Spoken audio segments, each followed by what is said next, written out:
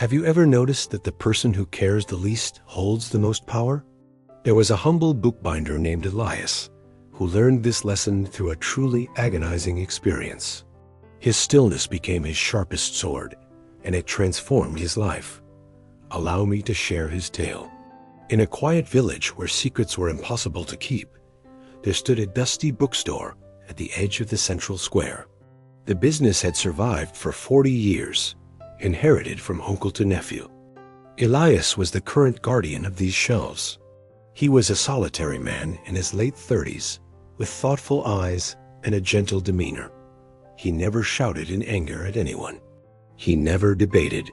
He simply bound books, welcomed his visitors, and nodded politely to every soul who stepped across his threshold. But underneath his peaceful manner, Elias concealed a heavy grief. His sister had died 2 years prior, forcing him to adopt her little girl alone. The village residents admired him for his resilience during that tragic season. However, there was one individual who did not value Elias at all. His name was Silas, a prosperous landlord who controlled half the properties in the district. Silas was brash, pompous, and vicious. He loved making people feel inferior, and for causes Elias could not fathom, Silas had selected him as his preferred victim. Every Friday, Silas would march into the square and loom outside Elias's window. He would ridicule his warm coat. He would sneer at his dusty trade. He would label him fragile, hopeless, and useless loud enough for the neighbors to witness. The other merchants observed in awkward stillness. Some pitied Elias. Others muttered that he must strike back, protect his pride, yell something, yet Elias never moved. Month after month, the bullying persisted. Silas appeared to become more savage each week, thriving on the absence of resistance. He slandered Elias's lost sister. He teased his niece. He branded him a weakling in front of patrons. Still, Elias spoke nothing. One twilight, following a remarkably cruel public shaming, Elias sat isolated in his bindery with his fingers shaking. His niece had listened to everything. She had watched her uncle remain mute, while a bitter man shredded him apart with insults. That evening, she posed a query that crushed his spirit. "Uncle, why do you let him break you? Why don't you fight back?" Elias possessed no reply. For the first time, he doubted his own composure. Was he a frightful man? Was he training his niece to be defenseless? Should he have asserted himself all along? He could not rest that night. The guilt lay massive on his ribs, like a boulder that declined to roll. The following dawn, Elias attempted something he had rarely done before. He locked his door early and hiked to the peaks of the valley where his mentor resided in a stone hut near the cliffs. His mentor was 93 years old, a sage who had endured famines, lost fortunes twice, and reconstructed his peace each time. He talked scarcely, yet when he spoke, hearts opened. Elias discovered him resting on a bench, observing the clouds as he usually did. "Teacher," Elias whispered, his tone breaking, "I require your guidance. I do not know if my quietness proves me intelligent, or if it proves me a coward." The ancient sage gazed at him for a stretched minute. Then he signaled for Elias to kneel near him.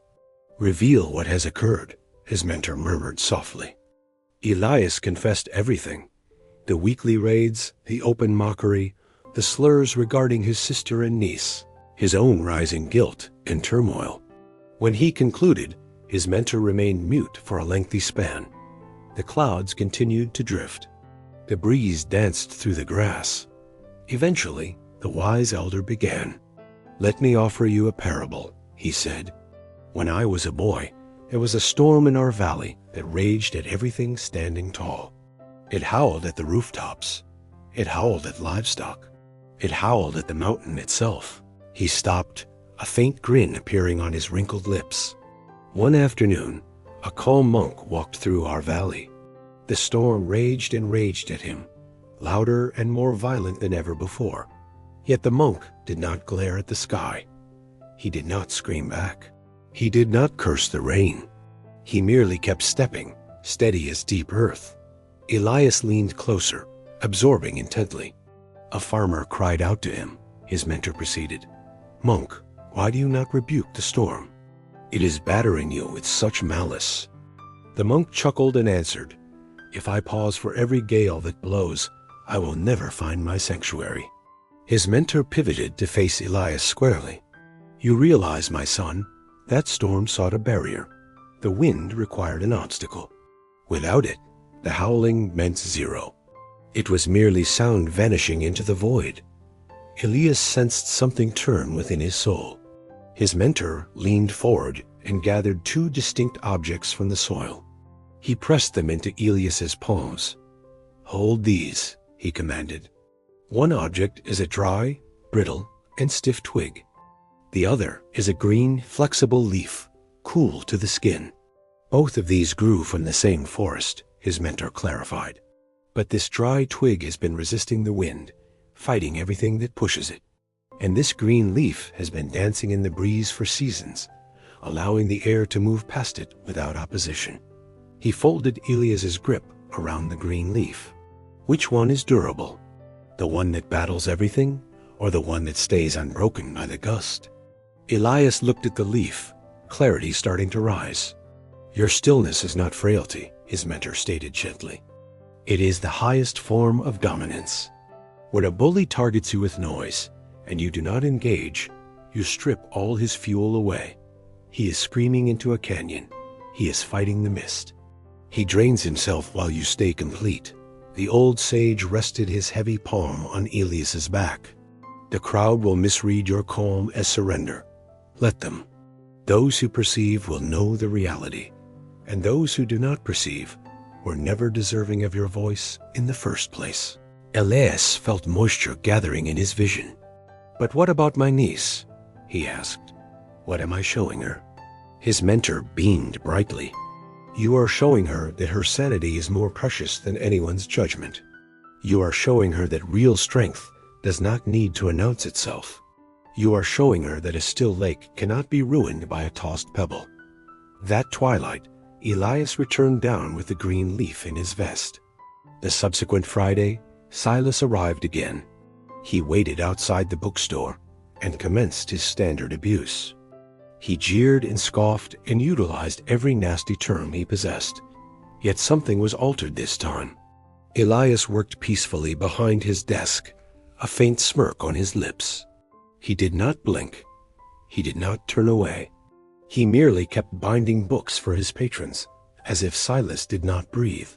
The other merchants stared in wonder. Silas became louder, more frantic, nearly manic. But the less Elias responded, the more absurd Silas looked. Quickly, neighbors started to look away from Silas, ashamed to watch his tantrum. A couple even chuckled softly. Finally, Silas paused. He remained there, purple-faced and wheezing with nothing remaining to speak. For the first time, he appeared tiny. He never returned to Elias's store again. Seasons later, Elias's niece questioned him regarding that date. "Uncle, what shifted? How did you ultimately conquer him?" Elias laughed and drew the dried leaf from his vest. "I did not conquer him, my dear.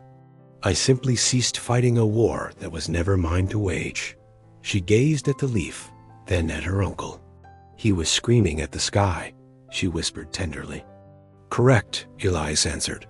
"And the sky never replies." This tale teaches us a wisdom we frequently lose. Not every aggression merits a counterattack. Not every slight demands a rebuttal.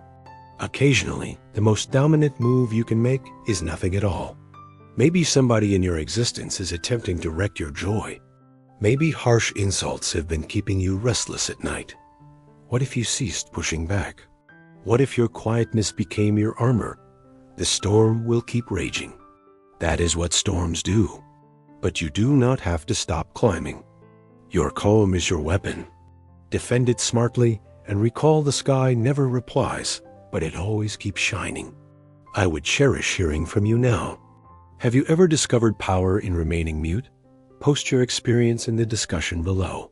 If this narrative warmed your spirit, send it to somebody who requires to read it. And if you desire more fables to guide your way, subscribe, and enter our family.